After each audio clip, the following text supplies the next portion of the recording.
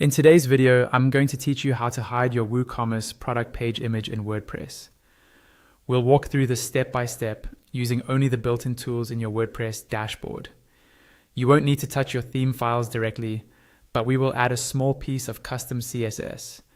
If you're not very technical, don't worry. I'll explain everything clearly as we go. First, log into your WordPress admin dashboard. This is the main control area where you manage your site. Once you're in, look over to the menu on the left side of the screen. Find the option labeled Appearance. Hover your mouse over Appearance, and from the options that appear, click on Editor. This will open the site editor, which lets you control global styles and layout for your site. When the editor finishes loading, focus again on the left panel. You'll see an option called Styles. Click on Styles, and a new sidebar will slide in from the left. This sidebar controls the visual appearance of your theme. In the top right corner of this new style sidebar, look for the More Options icon, which looks like 3 vertical dots.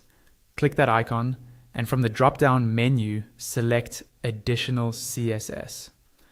This will open a field where you can paste custom CSS code. This is where you'll enter the CSS that hides the product image on your WooCommerce product pages.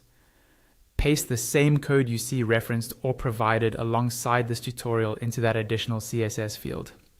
If you are following along with an on-screen example, feel free to pause and carefully copy the code so it matches exactly. Even a small typo can prevent the code from working properly. Once you've pasted the code, you should see a preview of the change in the editor. When you're happy with it, look to the very left side of the screen, in the bottom area of the panel. You'll see a button that says something like Review One Change. Click that button to open a pop-up summarizing the changes you're about to apply. In this pop-up, review what's listed to make sure everything looks correct. When you're ready to make it live, click the Save button in the bottom right corner of the pop-up. WordPress will apply your new CSS, and your WooCommerce product page images should now be hidden on the front end of your site.